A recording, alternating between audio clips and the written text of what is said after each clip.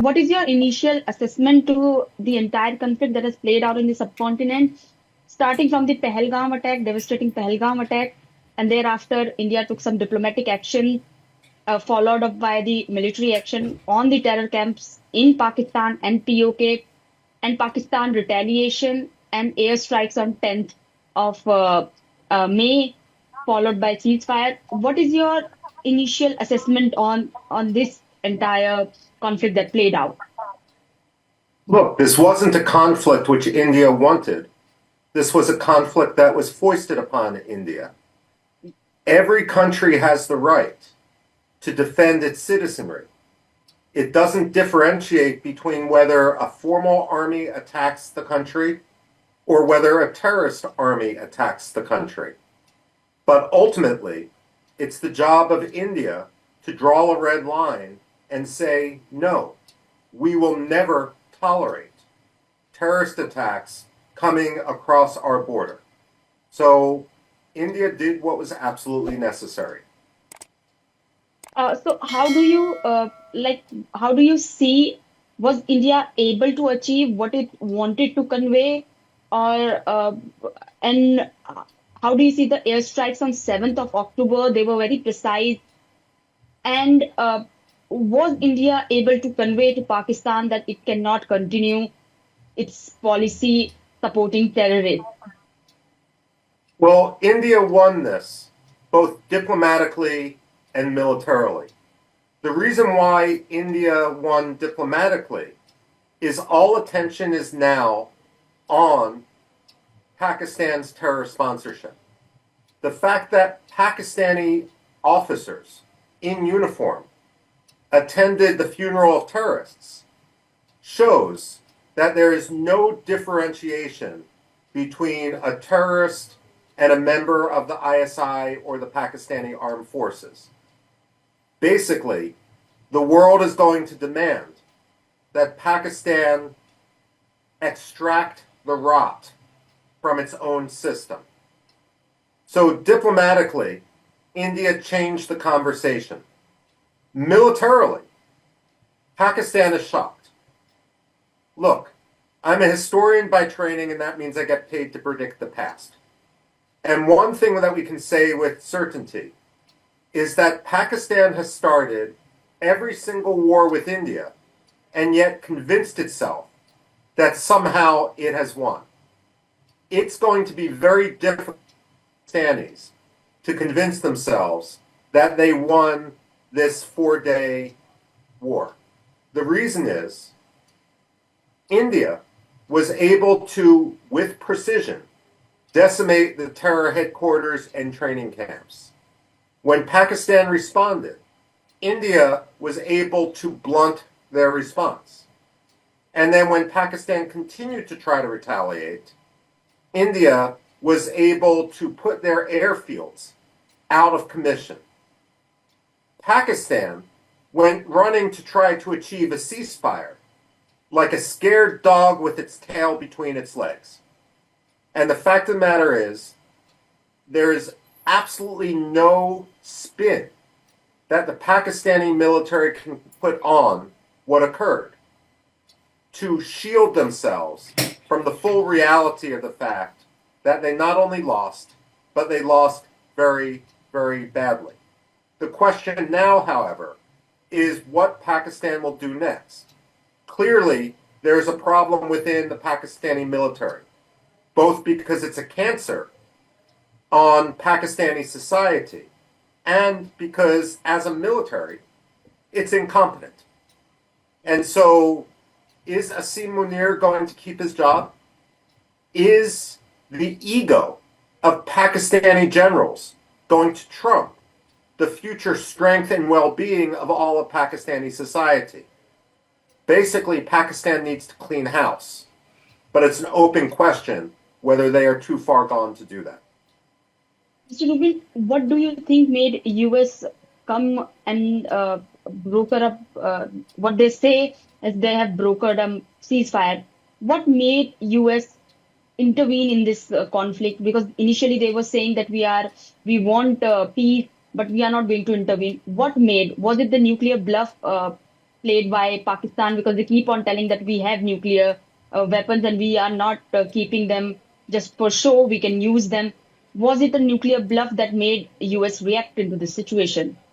There are two elements to the US reaction that we need to differentiate. What the United States actually did versus what President Donald Trump said. The two are not necessarily synonymous.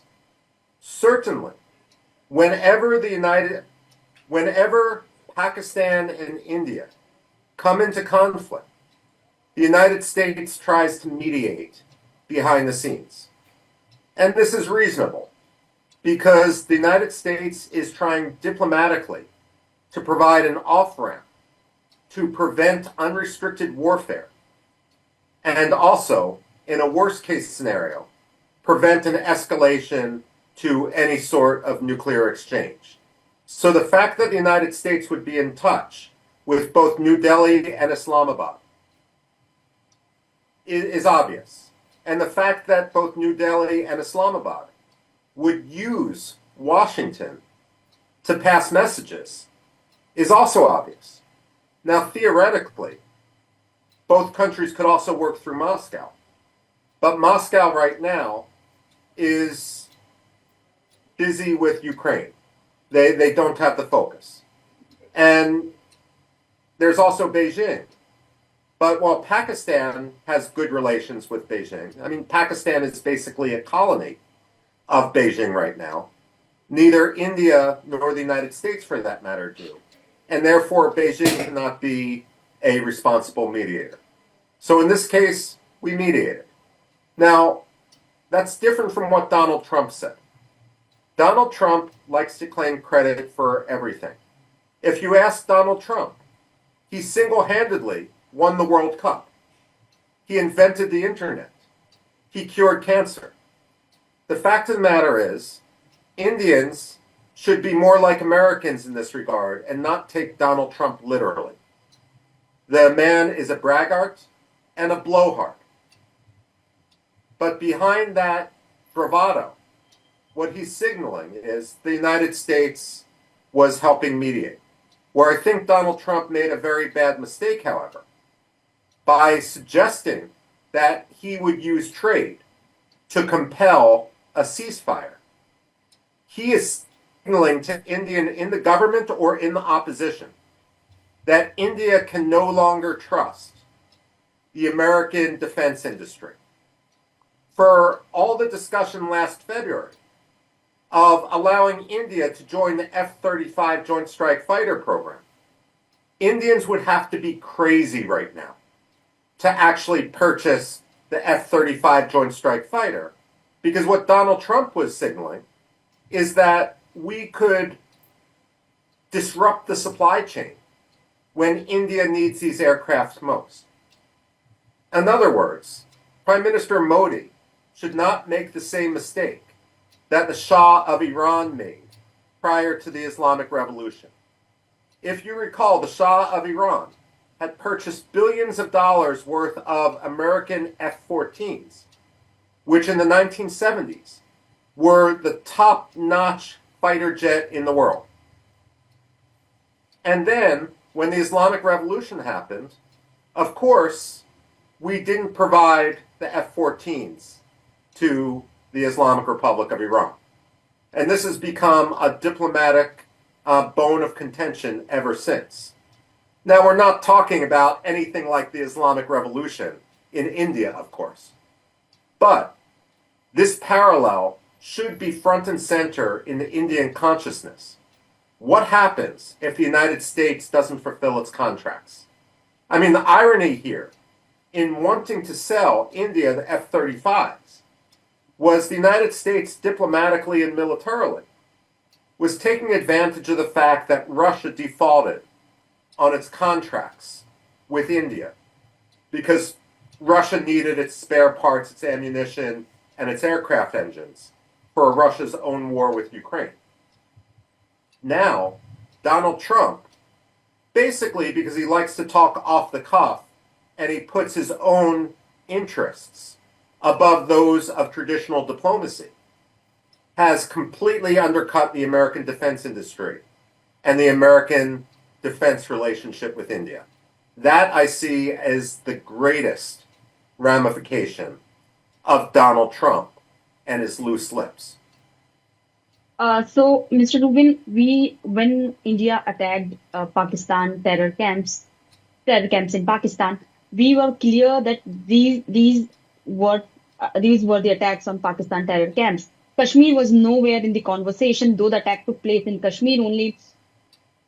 How do you see Trump bringing in Kashmir and talking about the mediation on the issue of Kashmir? Though India has always been reluctant to bring in third party, it says India and Pakistan will discuss among themselves if there will be any discussion on Kashmir. How it is going to impact the tie between India and US going forward? Well, first of all, India should not negotiate over Kashmir. The situation in Kashmir is simple. Pakistan invaded Kashmir illegally and has occupied a portion of Kashmir ever since. Frankly, the same is true with regard to China and Aksai Chin. Now, there can be no negotiating a black and white issue. The United States may be reacting diplomatically, but India should not allow the United States to go down this path because it rewards terrorism. I mean, not by every reading of international law, Pakistan occupies Kashmir, period. So the issue here, and the only issue up for discussion, should be compensation to India for decades of terror sponsored by Pakistan across its border into Jammu and Kashmir, and increasingly with regard to Punjab and the Khalistan issue as well. Mr. Rubin, how do you see the airstrikes of that took place on 10th of May by India? Were there is sort of India has put out so many evidence into public. They have shared satellite images. According to you, was India able to give a big blow to Pakistan military capability during these airstrikes? Yes, I mean, what I can think of two. Yeah, the short answer is yes. India taught Pakistan a lesson which it should not forget for decades. India taught Pakistan a lesson that if the Pakistanis have any self-respect, should end with Asim Munir in prison, if not on the gallows. I can think of two recent parallels that India should have in mind with regard to what happened in Pakistan. One is the Russia-Ukraine conflict, and the second is the Armenia-Azerbaijan conflict in 2020. When Russia invaded Ukraine, Russia was surprised by Ukraine's resistance and capabilities. Russia thought they could conquer Ukraine in 2 weeks, and they're still fighting more than 3 years later. The issue with Russia is that it has not come to terms with why its military has fared so poorly. Russia has not come to terms with the fact that its own military's corruption led to a disastrous result. Now, the opposite has been true in Armenia. When Azerbaijan invaded Armenia in Nagorno-Karabakh in 2020, the Armenian military didn't do well. And today, the defense minister of Armenia from 2020 is in prison because of alleged corruption that undermined Armenia's ability to defend itself and its interests. So the question for Asim Munir and the Pakistani military right now is, are they going to believe, 1, 2, 3. The question for the Pakistani military right now is, are they going to behave more like Russia and believe that they can put a Band-Aid on a sucking chest wound and that everything will be okay? Or are they going to be more like democratic Armenia, realize they lost, and address how to repair their military in a very logical and open way? Mr. Rubin, do you think international community has failed to hold Pakistan accountable for its deeds when it comes to supporting terrorism? We have seen during the current conflict, it was very clear the Pakistani terrorists came into Kashmir and attacked innocent tourists. Uh, Previously, we have also seen during 2008 Mumbai terror attack, and not only in India but around the world, how Pakistan terrorists trained in Pakistan inflict uh, inflict injuries and kill people around the world. So, do you think international community has failed to hold Pakistan accountable, given IMF just during the conflict only Pakistan was able to secure the second tranche of its loan of USD 1 billion. How do you see this development? Well, look, it's simple. The international community has failed to hold Pakistan to account, and the international community has no excuse. After Pakistan lost Bangladesh in 1971, the ISI recognized that Pakistan was such an artificial state that it could collapse at any moment because all of Pakistan's constituent ethnicities wanted nothing to do with the rule of Pakistan's central government and the domination of the Punjabis in Pakistan. And so they decided to fan the flames of radical Islam in the false hope that that radical Islamist identity would trump any sort of indigenous culture or ethnic identity. And this is why, for more than 54 years, Pakistan has unabashedly sponsored terrorism against India, against Afghanistan, and against many other countries as well.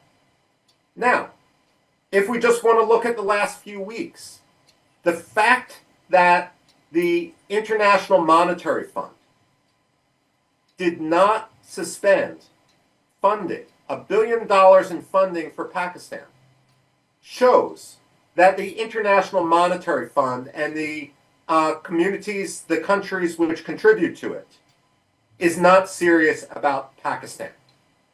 I mean, this isn't the first loan to Pakistan. This is the 25th loan to Pakistan. And Pakistan had just received a loan of $1.3 billion last March as well. I would say that if Pakistan is not designated by a state as a state sponsor of terror in the United States, that's a sign that the United States does not take Pakistani terrorism seriously. I would say that if every European country does not designate Pakistan as a state sponsor of terror, it's a sign that the European Union does not take Pakistan's terrorism or any terrorism seriously. The same thing is true with the United Kingdom. There can be no equivalence here. The fact of the matter is, the United Kingdom needs to designate Pakistan as a state sponsor of terror. The goal isn't to punish Pakistan. The goal is to reform Pakistan. Because until Pakistan is at peace with itself and its neighbors, until it eschews all terrorism, then there will be no peace in the region. I would go further, however. Turkey provided drones to Pakistan. Those drones didn't do Pakistan much good. But I would suggest that that drone delivery to Pakistan should also make Turkey liable to be formally designated to be a state sponsor of terror. Look, It's not rocket science, nor is Turkey's support for Pakistani terrorism the first time Turkey has supported terrorism. The fact of the matter is, Turkey is there's hardly a Islamist terrorist group Turkey has not recently supported. From Boko Haram in Nigeria to Hamas in Palestine. And now we have the Islamic State in Syria, as well as any number of Pakistani terror groups that are supposedly fighting on behalf of Kashmiris, but in reality only kill Kashmiris. Mr. Rubin, how do you see China's involvement in this conflict? Indian forces have provided evidence where Chinese ammunition was used during this short but substantial conflict. How do you see? Do you mention about Turkey's involvement into this? How do you see China's involvement? Look, I mean, China is basically showing itself that it is in a war with India, whether it wants to acknowledge that or not. It's a gray zone war, and it's a war by proxy. And Pakistan is acting as Beijing's puppet. But this just shows where Beijing is diplomatically. What matters is not what China says, it's what China actually does. And so India, as far as I'm concerned, should respond in kind. It should embrace Tibet even more than it already does. And of course, there's a danger looming that China is trying to artificially hijack international Buddhist organizations ahead of the selection, eventually, of a new Dalai Lama. India, I think, should have much more open and productive relations with Taiwan as well. But let's also face it, China is afraid for another reason. India right now, of course, is the most populous country in the world. It has surpassed China. But because of China's 36 years of a one-child policy, even though it's ended, it has sent China off a demographic cliff. By the end of the century, India is going to have hundreds of millions of more people than China. China may only have 650 million people when the 21st century ends. Now, here's the rub. I've been to the China-India border, and every Indian soldier I talked to had 2 or 3 brothers. When I looked across the border, every Chinese soldier there was an only child. China is the only country in the world that has an entire army made up of only children. And it knows that as its population declines, this will be a military disaster for it. China likes to bluster about its military power, but China has only won one war over the last 50 years. And that was, 1, 2, 3. China has only fought one war over the last 50 years. That was in 1979 against Vietnam, and China lost. India has fought one war in the last week against Chinese equipment and won resoundingly. So my last question would be about Mr. Robin is about how fragile is this ceasefire? Can we trust Pakistan to not allow terrorist infiltration into India? How is it going to pan out for India going forward? What should be India more careful about going forward? Trusting Pakistan is like leaving an alcoholic in a bar and trusting him not to drink. The fact of the matter is, Pakistan cannot be trusted. So long as Asim Munir is not in prison or on the gallows, then Pakistan cannot be trusted. And even if Pakistan is serious and realizes that they cannot win against India militarily, then Pakistan needs to show true and real reform. At the same time, if Pakistan does become sincere, there's always the danger of spoilers, of hardliners whose entire reason for existence, whose ideology, whose financial gain comes from the economics of terrorism. And they might lash out on their own, autonomously. Here, there's an analogy to what happened with Anwar Sadat in Egypt in 1977. You remember the Camp David Accords, when Anwar Sadat decided that he was going to fly to Jerusalem to make peace with Israel. Now, many people said Anwar Sadat was a peacemaker, and he was. But they forget that he only made peace once he tried war and realized that his defeat was so resounding that he could not achieve his aims that way. But what happened after that, after Anwar Sadat had that change of heart, was hardliners in 1981 assassinated him. So Pakistan is in a very tough situation. I'm not sure that Pakistan is sincere. But if they are sincere, India still needs to be on its guard because of the dynamics of the conflict and the dynamics of those in Pakistan who have gained for more than 50 years by being involved in terrorism and don't want to allow their cash cow to disappear. Network 18 decimates Times Internet with over 6 times more unique users on social media. Network 18, the undisputed leader of news networks, way ahead of the times.